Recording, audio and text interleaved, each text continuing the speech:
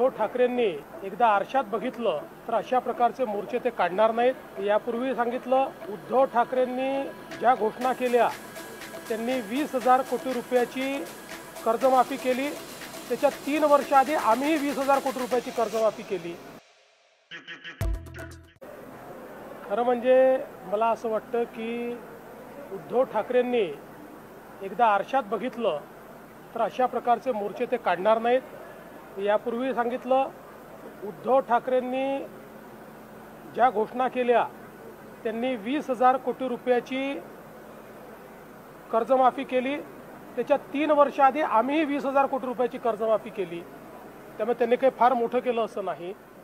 या उलट त्यांनी जी घोषणा केली होती की आम्ही 50,000 रुपये चालू खात्याच्या लोकांना देऊ, 2.5 वर्षात फुटकी कवडी दिली नाही, त्याचे 16 लाख शेतकऱ्यांचे पैसे आमचं सरकार आल्यानंतर आम्ही दिले।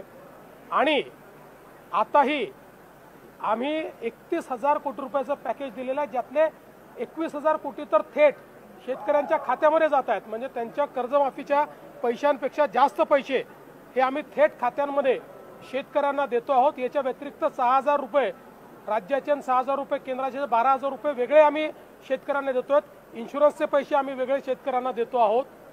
त्यामुळे ज्यावेळी त्यांच्या काळामध्ये अशी नुकसान झालं होतं त्यावेळी त्यांनी नेमके किती पैसे दिले हे जर आपण बघितलं तर त्यांना असा मोर्चा काढण्याचा अधिकार आहे का हे आपल्या लक्षात येईल। तथापि ठीक आहे, त्यांनाही कुठेतरी आपल्या पक्षाला जिवंत ठेवायचं आहे, त्यामुळे ते प्रयत्न करत आहेत।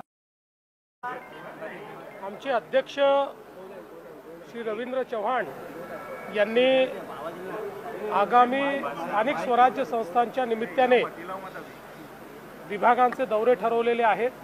पालिका, जिल्हा परिषद आणि महानगरपालिका अशा निवडणुकांच्या संदर्भात काय तयारी झाली आहे, पुढे संघटनात्मक रचना कशी करायची आहे, युतीच्या संदर्भातले विषय आहेत, अशा सगळ्या विषयामध्ये पक्षाला एक दिशा देण्याचा प्रयत्न या बैठकांच्या निमित्ताने आम्ही करतो आहोत।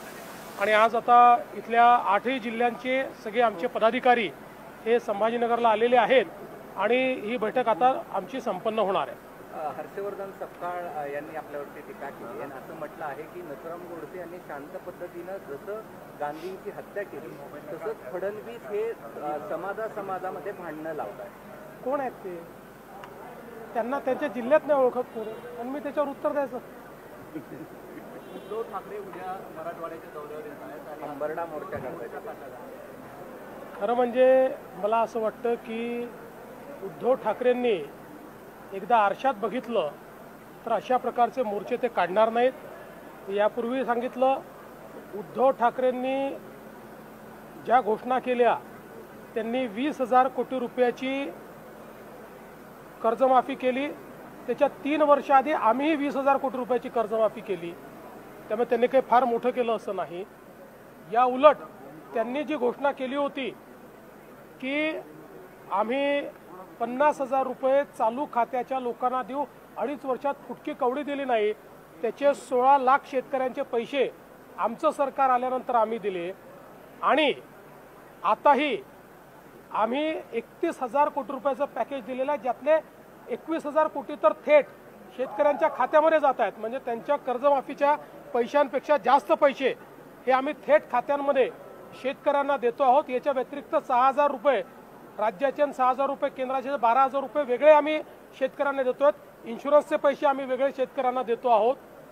त्यामुळे ज्यावेळी त्यांच्या काळामध्ये अशी नुकसान झालं होतं त्यावेळी त्यांनी नेमके किती पैसे दिले हे जर आपण बघितलं तर त्यांना असा मोर्चा काढण्याचा अधिकार आहे का हे आपल्या लक्षात येईल। तथापि ठीक आहे, त्यांनाही कुठेतरी आपल्या पक्षाला जिवंत ठेवायचं आहे, त्यामुळे ते प्रयत्न करत आहेत।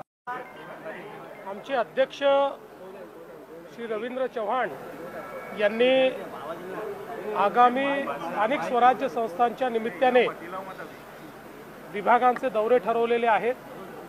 त्या अंतर्गत आज मराठवाडा विभागाचा